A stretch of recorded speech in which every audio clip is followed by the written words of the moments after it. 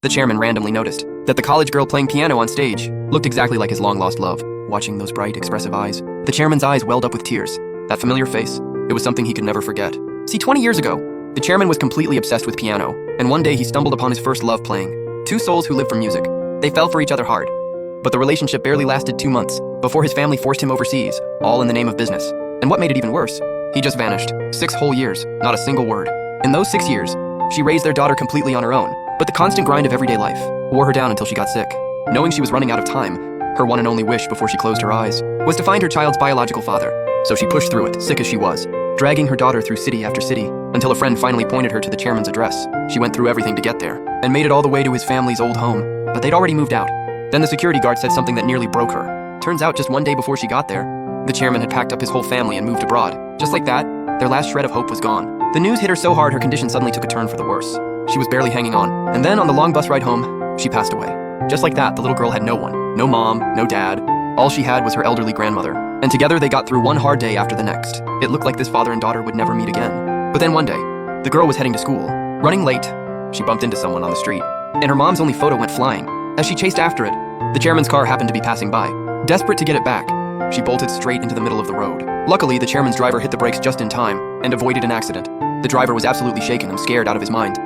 He jumped out and started going off on the girl. "I'm so sorry. I didn't mean to. Lou, let it go. Hey kid, watch where you're walking next time, alright?" After a quick word, the car slowly drove off. But that girl's face was burned into the chairman's mind. He just couldn't shake it, especially those bright, expressive eyes. The same as the first love he'd been searching for 20 years. It was like they were carved from the same mold. But what he never could have imagined was that the photo the girl had just risked her life for was identical to the one he already had in his hand. And the girl who almost got hit by his car was his own biological daughter, the one he'd spent half his life looking for. But fate has a funny way of working things out. That day happened to be the school's annual gala. As a well-known philanthropist, he'd been invited to a building dedication ceremony. At the event, the girl, representing the school's top students, sat center stage at a grand piano and played her heart out. Watching her profile as she leaned into the keys, the tycoon felt a sudden jolt in his chest. The image of his first love playing piano all those years ago overlapped perfectly with the girl right in front of him. A powerful, unexplainable wave of warmth came crashing over him like a tide. To find out whether this girl really was his daughter, the chairman offered way above market rate to bring the girl to his home and have her teach piano to his spoiled little daughter. But the moment the girl stepped through the villa's front door, she froze like she'd been turned to stone. Her eyes locked onto the pure white grand piano in the center of the room, and her footsteps slowed all on their own. Staring at it, she felt this deep, unexplainable sense of familiarity, like she'd already met this piano 1,000 times in her dreams. She had no way of knowing that this very piano 20 years ago was the love token between her mother and father. She felt it, like some force from her mother's spirit was pulling her in from beyond. Her fingers found the keys on their own, and she began to play the melody her mother had looped 1,000 times before. "What are you looking at?" "Dad, look, this piano looks just like Mom's. Did you get it from the same place?" The whole scene was witnessed by the chairman, who was walking his little daughter downstairs to meet the new teacher. In one glance, his first love's face appeared again in the girl's eyes and smile. The way she carried herself, the way her hands lifted and fell on the keys, it was so like the person he kept in his memory. When the girl finished playing, the chairman could barely contain his excitement. "I'm really sorry. I just couldn't help myself." "It's fine. Anyone who loves piano can't resist a beautiful instrument like this. I once had someone close to me. She was even more obsessed than you are. This piece was actually her favorite song. You played it beautifully. What do your parents do?"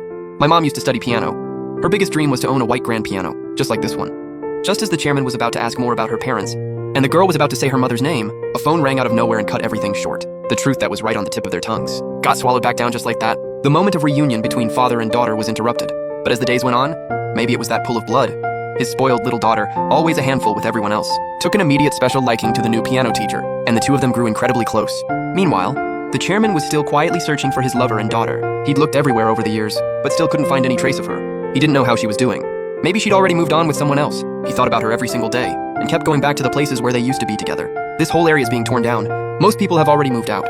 As for where she and her daughter ended up after that, nobody knows. And every night he'd sit alone and play the piano that had once belonged to the two of them. But then one night, his little daughter stumbled across something in his study. A photo of his first love he'd kept hidden for years.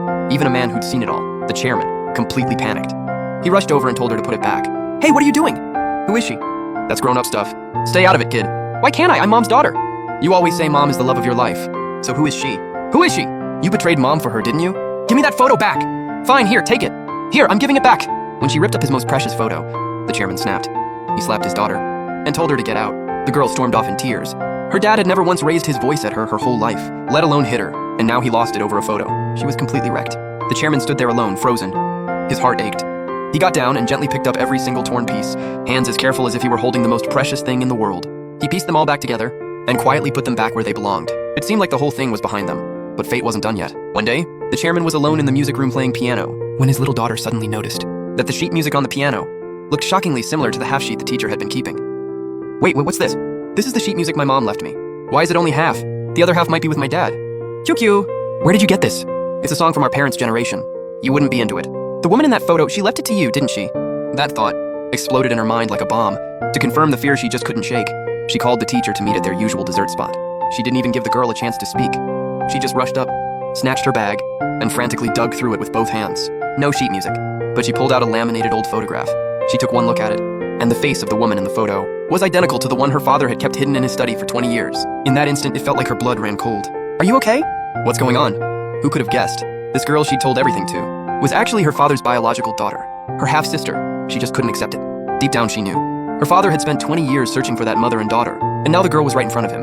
One word, and they could be reunited. But she'd been the family's only princess for over a decade, and that selfish part of her had grown way too big to ignore. She wasn't about to let anyone take her father's love away, so she buried the truth and coldly fired the teacher the very next day. If you don't have any reason to come by, don't come to my house anymore. She wanted to cut every single tie between her father and this girl. She thought she could keep it buried forever, but fate always has one more trick up its sleeve. That day, while practicing piano, the girl suddenly collapsed unconscious. She was rushed to the hospital, severe congenital heart disease. She could go at any moment. Her brother asked the doctor if there was any other way. There is, but it's extremely expensive, and it won't fix the root problem. Given her condition right now, without a heart transplant, she's got 6 months at most. Maybe not even that. Watching her half-sister teetering at death's door, she just couldn't stay selfish and keep quiet anymore. The only one who could save her sister now was the chairman, her biological father. She didn't waste a single second. She floored the gas and raced home. There was only one thought in her head. She had to tell her father everything, because that might be her sister's only shot. Dad, you have to come with me. She really needs you. If we don't go now, it'll be too late.